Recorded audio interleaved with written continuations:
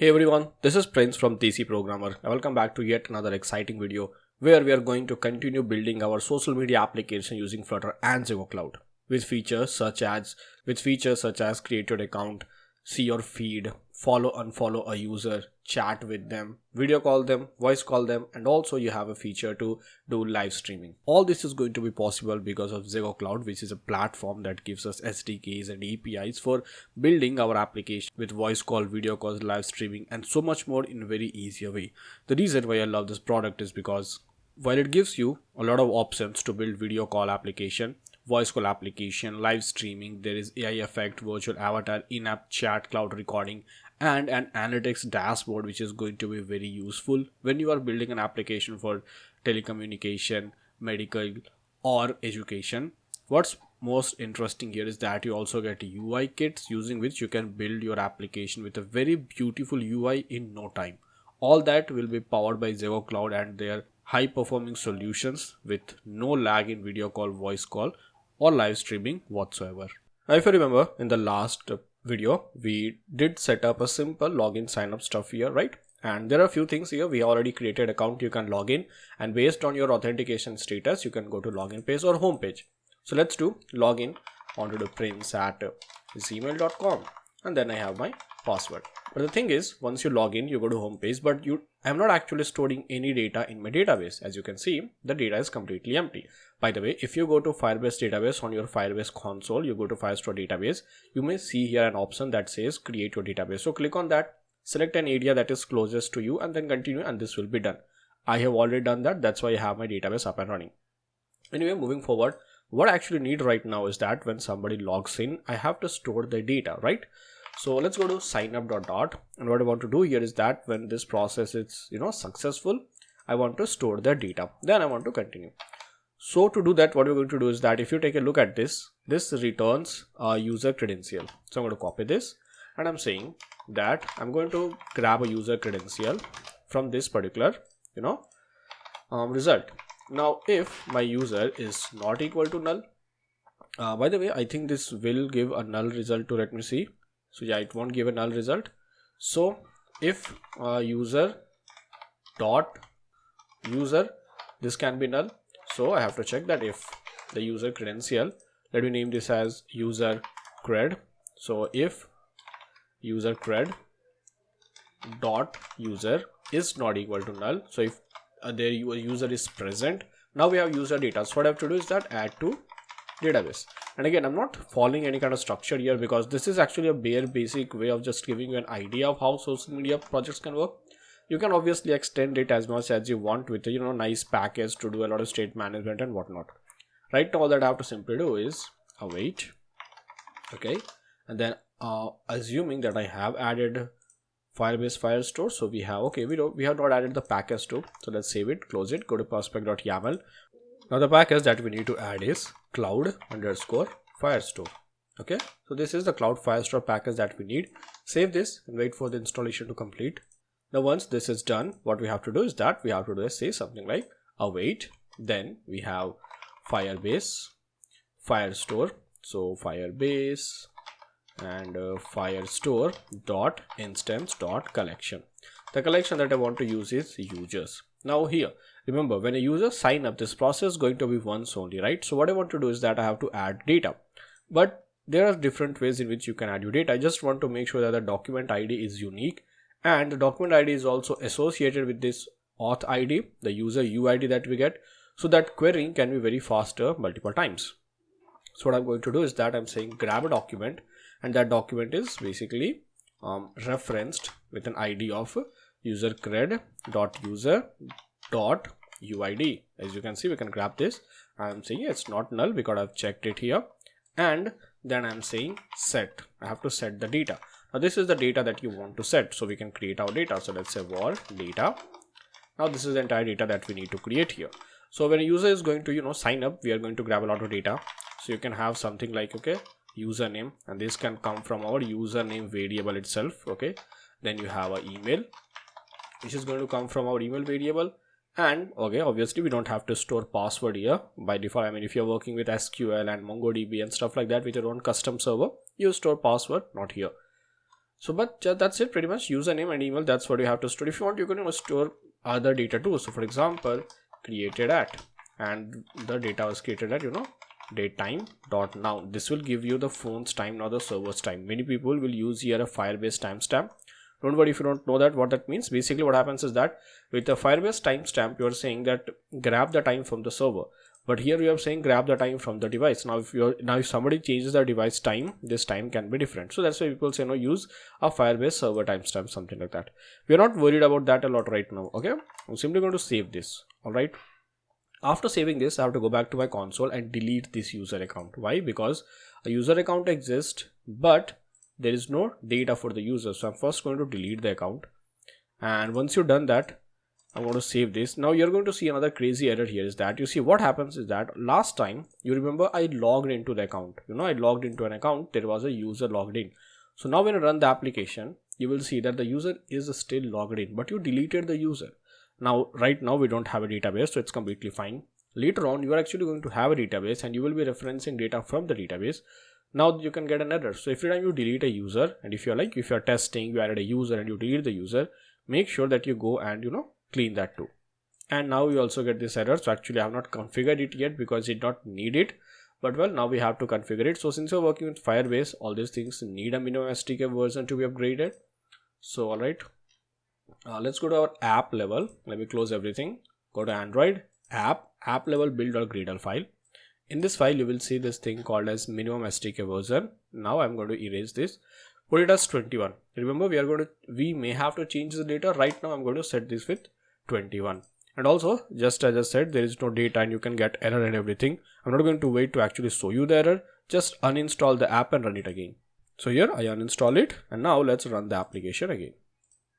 Alright, so now that this is up and running, if I try to log in again, so this is my email ID that I used, and this is the password that I used. Click on login, and I'm probably going to get an error saying that no user exists. Come on, let's wait for it. Now I'm not getting any result here because you see I have not checked for the data where it says that no user. So for example, if you head over here, you can see that it says that there is something called as user not found, which means there is no user corresponding to the email. So you have to you have to obviously check this, and you can show your error whatever it is. I will simply say no user, save, login, and no user. Now I have to go to create an account. I'm going to enter my username as Prince, my email as this is a random email, and then finally my password. Click on sign up, and now as you will see, you have signed up. This was everything that was working already, but the change is that now as you can go to this Cloud Firestore, you will also see a database here, but as you can see there is no data as of now, and that's only because you have to actually refresh the page if you are creating a new collection or anything as such. So now when you refresh, we have this user collection, and this is the data. So this is the time when this was created, this is the email, this is the username, everything that we need as of now. Now moving forward, the next thing that I want to focus here is following and unfollowing a user. So to that, there are so many things that we have to do here, right? But again, just as I said, I'm not focusing more on design. Still, even if you're not focusing that, you need a search page where you can search for a user and then unfollow them. Now search criteria can be very complicated as per your needs, right? Like many social media, what they do, they don't just search based on your locality, your friends and your common friends and whatnot. We are going to have is very simple. So what I'm going to do is that in my home, I have this page called as search.dart. Simple page, stateful visit, and I'm going to call this as search page. Save this. This is going to return scaffold with an app bar. An app bar simply says a title with a text that says search for a user. Alright, let's save this. Now in my home page here on my app bar, I'm going to simply have an accents which has an icon button. On pressed activities that I just want to push this to the search page, and the icon is going to be icons.search. Come on. So let's save this, and here what I need is that I need this. Actually, let me just type that. So I need a navigator. So search page. Now if you're wondering why I'm not using named routes, I find that many people find it confusing, so I just want to keep this as simple as possible. So now this is my search page, this is my icon, and if you click on the icon you should go to the search page. Let's do that. Click, and now you are at search for a user. Now here we are going to have it very simple. What I'm going to keep here is a string which will be username, okay, and this is obviously going to be null by default. And then here we have our text, all fine. In the body, what I'm going to have is a column. All right, the column will have children, and here we have a text field.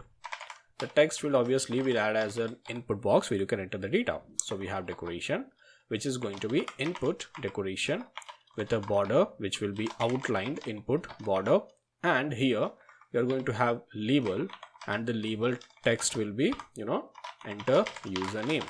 Now since Firebase does not support full text search or even querying within a string, I have no other way than to just actually let you enter the entire username before I can search. And I know I can optimize it, there are different ways to do that, but that's not the point here, right?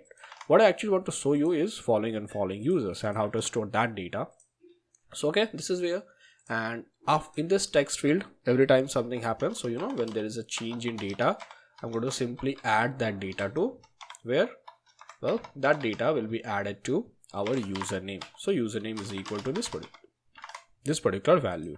Now interestingly, what I want here is that you want to search for a user, right? So when the number of characters here are more than 3, then I want to initiate a search and store the data, and that data is going to come here. Okay, so here I have something. I'm saying that if the username is not equal to null, and if username dot length is greater than 3.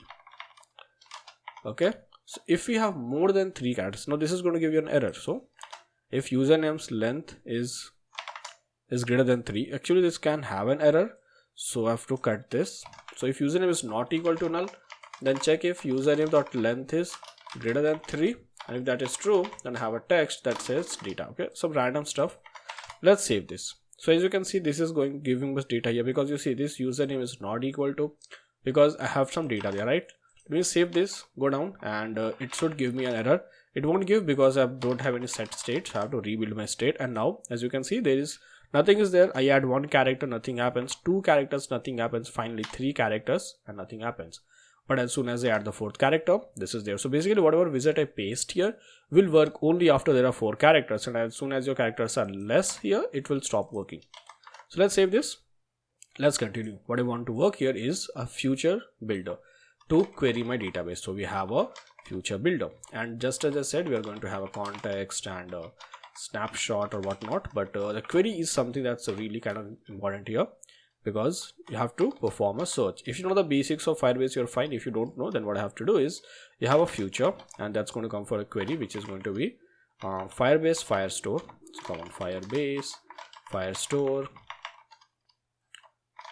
dot instance dot collection. Collection is going to be users dot where the username field is equal to, come on, okay, where the username is equal to whatever the value that you are putting into it. Okay, then dot get. So there it is. Now you see, the thing is, since username should be unique, you will get only 1 data, but still this is going to give you a query snapshot. Okay, so I'm going to copy this and I'm going to paste it here. So we have a query snapshot. Here I need a comma, and then this will work fine. Now here there are few things to do. So for example, if snapshot dot has data, then it's okay. Otherwise I just want to return a circular progress indicator. If snapshot has data, then we are going to have the data, right? So if snapshot, because the data can be empty, so if snapshot dot data dot docs dot, come on, not docs changes, docs dot is empty, which means there are no user. So we're going to simply return a text that says no user found, and null safety is going to give you some errors. So it's saying that this can be null. So I'm saying if it is not null, then grab this, and if this value is null, this is simply going to be false. Alright, if if that value is still null, make it false. You can say no user found. Okay, you can also do something like if snapshot dot data is equal to null, you can return some stuff here. I don't want to do that. Let's save it. And if this is not true, okay, if there is actually data, Then I want to return a list view builder. Now this list view builder will have an item builder. So we need context and index, and this is going to simply return a list tile. Alright, why list tile? I'm going to come back to that later. So return a list tile here. This is the list view builder and everything. I need an item count, which is going to come from snapshot.data.docs. Come on, not changes. Docs.length. And again, I'm saying this is not null. If this is null, then I don't want to have any data. Now in the list tile, I have a title. I'm going to set this to a text data. Let's save this. So let's just start entering username. Some random value. Nothing is happening. You can see there was a loading indicator, but again, nothing happened. But as soon as I enter my own username prints, what happens? Well, I get an error. So the error happens here because, as you can see, I'm using a list view builder inside a column. So it's not good for UI. I have to wrap this in an expanded widget. So wrap with a sized box, and that's going to be expanded. Save this, restart the application, and then we can come back to continuing and stuff. So this is const. Click on the search bar. Now enter my username prints, and as you can see, this is one data. So this is that means there is some data. So now that's what you have to do. We have to actually build the data based on that. So this is going to give you a document snapshot. So I'm going to say document snapshot is going to come from one place, which is going to come from snapshot dot data, and this is not null dot docs of this particular index. So this is how I have a document snapshot, which is going to be a document, and the value is not going to come from doc username. Come on here, save it, and you see whatever username that user's username is, that will be available here. But what I'm more interested in is not this particular username and whatnot. What I'm interested in is giving you a follow unfollow button. So we're going to have a trailing, which is going to be, let's say it's a simple text right now. Just save it. So this is the text that's going to happen here. I'm going to make this as an elevated button, and this button will have a child, which will be a text that says, let's say as of now it says follow. Let's save this, and this should have an on press property too, just empty right now. So now this has a follow button. What I'm interested in is following the user or unfollowing the user, or rendering a button based on the current state. Now there are different ways to do that. When it comes to Firebase, some people may say that have an array of all the followed users. Not recommended at all, because like if you have an actual application, eventually if there are many users, like you can't store a million values in an array in Firebase, right? So that's not recommended, but you can have a collection. And if you have a collection, you have to query accordingly. So there are two things that we need to do right now. Okay. First thing is that you have to create another user, because no one should be allowed to follow themselves, and that's your to do. You have to ensure that when I search for my own username, it should not be available here. That's your to do. You have to do it later on. What I'm going to do is that I'm going to create another user here. So let's say that create an account. The username is going to be test, and the email is going to be test@gmail.com. Password is going to be password itself. Click on sign up, and now there is a test user. So now if I go to search, I can search for prints, and also you can see here we have this another user called as test. Okay, so I should be able to follow this person, right? So I have this follow button, but before that I also have to check here if I have already followed or what. So we are going to have another future builder here. So you can have a stream builder if you want to show real-time data. Like if you unfollow someone from another device, it should be reflected here immediately. But let's not go into that much detail. But I'm going to wrap this with a stream builder, because there is no direct option for a future builder. So now we have a future builder, which will have a future, and the future is going to be an interesting one, right? It's actually an interesting one, because what I want to do is that I will store all the users follow data in the user document itself. So this is users, this is a users document. There will be a collection called followers, and that's where all the data of their followers will be there. So I have to query this particular document. So that's why I said I need it here. So I'm saying doc dot collection, reference dot collection. Collection is going to be followers, FOLLOWERS, followers, and I just want to grab the followers dot, I'm going to say get, but it's not get. You see, I have to ensure that from this document there should not be a document, or there should be a document. Basically I want to query if there is a document related to my username or not. So I'm going to say something like where, or probably doc, and this is where your document, your user ID should be, and I'm saying dot get. This get will give you one document snapshot. That is pretty ideal. Paste it. But this is where you have to enter your own user ID. And where will that come from? You can actually write the, the large code here, the small code here. And this is where you will worry about having, an actual nice, well managed state here, because you have to write Firebase auth, okay, dot instance dot current user dot uid, and I am adding this one again. Remember, I have seen people doing this in production. See, this is just some tutorial development, everything, so it's nice. But what I'm saying is that I am very sure that this user is not null.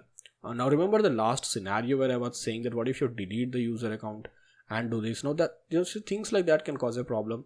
So you have to do this better. That's why if you had a state management, you will have another package, another file there, where every time you query this, you will check if this is not null, if the user is still logged in or not. And then you will, move to other page if there is any error. Right now we are completely fine. We are going to handle that all. So this is how you can query the followers collection and grab a data which is related to your user ID. Now, interestingly, what's going to happen? There are a couple of scenarios. So for example, you can have a snapshot dot has data, right? If the snapshot has data, we have an elevated button. But what if the snapshot has no data?